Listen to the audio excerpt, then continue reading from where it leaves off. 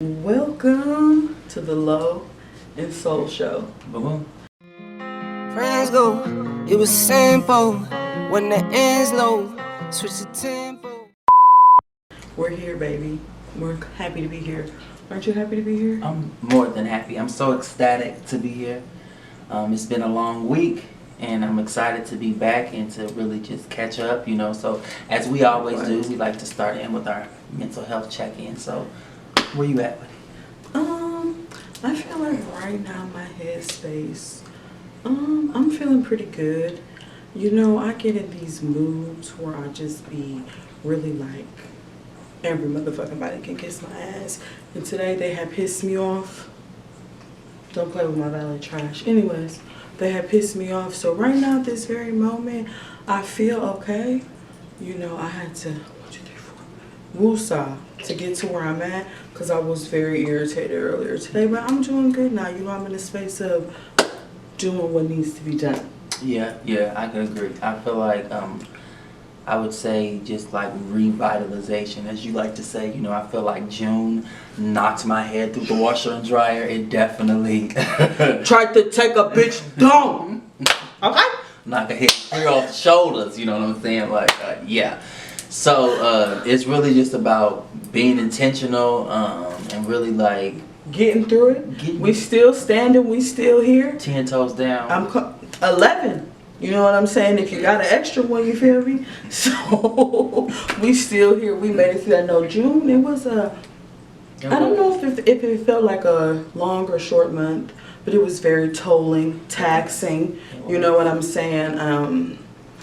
Being an adult is it's a lot, but I'm excited that the world has, for the most part, pretty much open. So I would say that Corona's not gonna get you. It's the pollen. Okay, especially where we live in Georgia. So I'm just being honest with you, not to get too deep into the COVID thing, but where we live has been pretty open since last year. But do what you need to do to make yourself safe in the climate that we're in.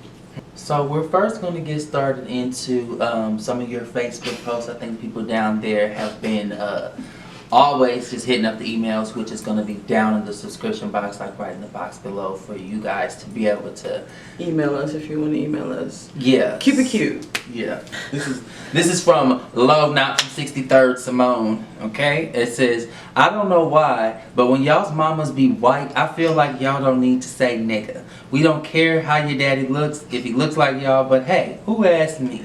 And there were over 132 comments.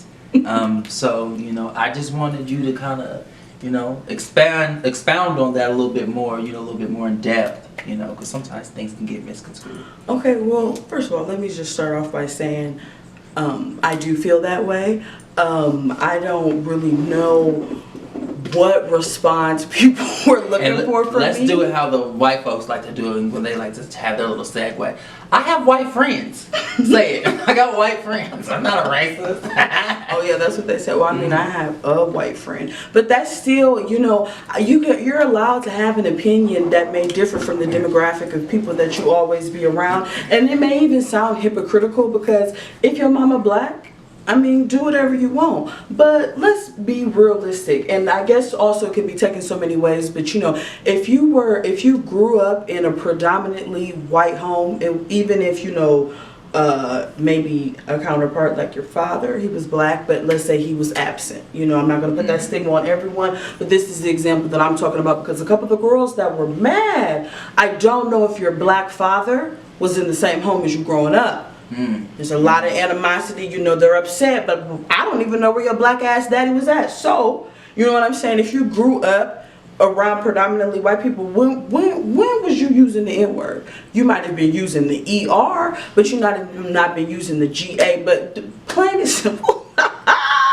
Because the girls down to the Facebook, they were pissed. I just, I necessarily feel that way. And then I did have people in my comments like, well, if you're biracial, there's people attacking us from the black side and there's people attacking us from the... Let's make something clear, okay? It's not an attack as it is an opinion. You know what I'm saying?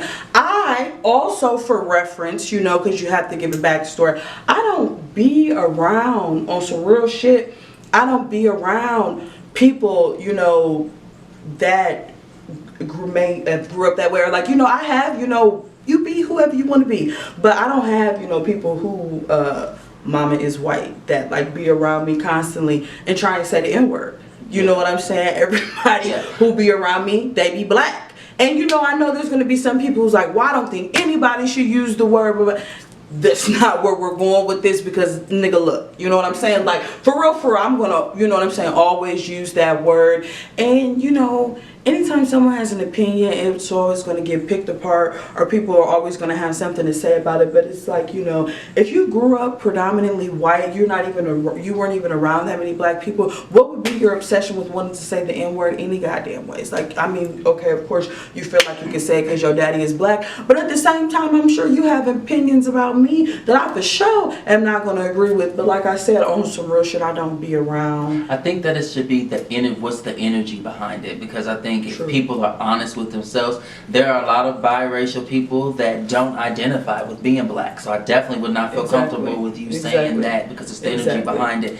And then there's, you know, some of them that have like that self-hate issue where they say certain things like, oh, I don't get it accepted by the white people or the black people. Well, you're biracial, so you're going to get accepted by that. Like, there's a lot of, honestly, by 2040, that's probably going to be the leading, you know, whole demographic, the whole nationality or race. It may be, you know, multi-race, which, like you definitely just said, you know, there are people who do not identify as black, but as soon as you get the opportunity to say the N-word, you want to jump on it. But if you get into some shit and, you know, the police come, it don't even have to be as extensive as like the police coming. You get into something, honey, and you don't want no backlash from it, you finna say that you are, that you white.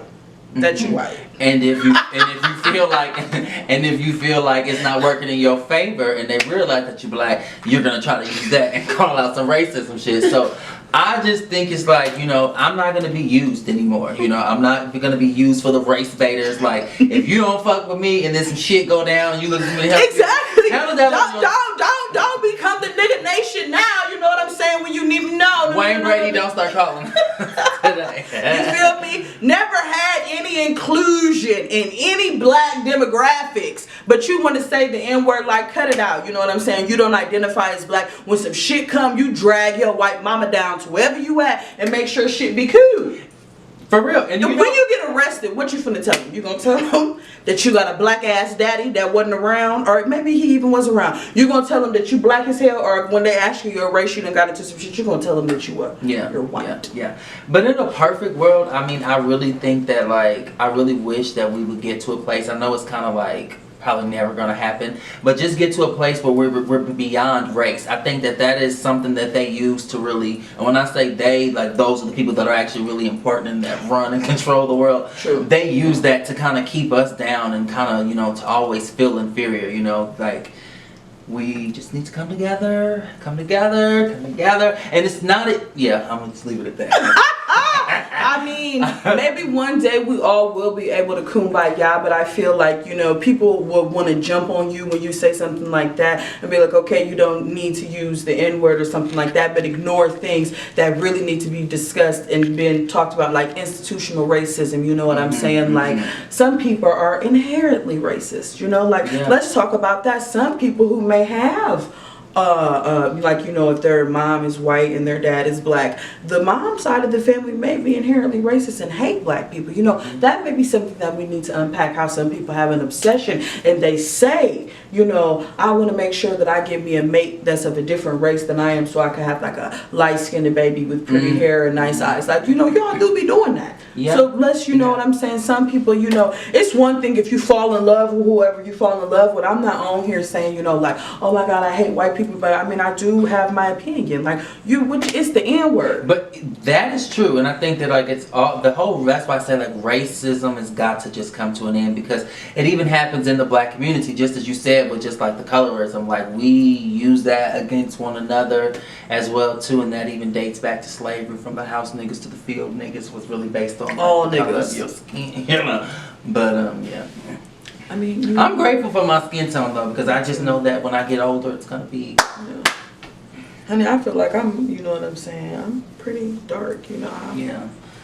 I love it. But, you know, Opinions are always going to offend people. You know, I definitely feel, you know what I'm saying, how I feel. If you be around your friends and your mama look like however she look, and you say what you say, that's you. You don't be around me and be up in my face. So I mean, that's just, you know how I feel about it. We'll have opinions that differ. Yeah, I read something on there. I wouldn't find it verbatim, but they were basically saying like how Joe Biden was speaking on how everybody needs to be vaccinated. Like the first round was like for everybody that wanted to do it and they were getting. He was like, even if we need to start going and knocking on people's door to like see if they're vaccinated, what is going on. So I really just want to know like, what are your thoughts on that? Just in regards to like government just trying to have that much control over us and our own personal decisions and what we want to do with our bodies. It's definitely a personal decision, so I don't think that something should be forced upon people, you know what I'm saying, that don't, you know, want it. Like, be it you believe COVID happened because somebody bit off a bad head or it started in a lab in China or whatever y'all believe, it was here, you know what I'm saying? People was dying, you know, we was told we had to stay in the house, wasn't no toilet paper, y'all. They took all the toilet paper, all the hand sanitizer, so whatever it was going on. So okay, now they have a vaccine, you know, it's COVID-19 because that's the strand of it or whatever. So people are, you know, trying to use the argument like they have been making a vaccine for, you know, this in general. So yeah, so just in general, we were talking about them coming and trying to okay, so they were saying that they were having, like, they were generally making a vaccine for, you know, COVID, but not that specific strain. So it's like, you know, they were already making that. So, you know, it isn't something brand new that they had just made. They came up with in 15 minutes because, you know, they just had told us to stay in the house last year. And, you know, now they just opening everything back up. So long story short, if you're asking me, do I think the government should have that much control on its citizens? No, I do not, because you can't come knock on my door and tell me to do anything. And you know, everybody has that what if scenario, but since you asked me, no, I don't think that people should be forced to get a vaccine that they, you know what I'm saying, don't want. And then look at me. Let me tell you this. A lot of you are damned and doomed. Yeah, it's unfortunate. You know, a lot of you are gonna die.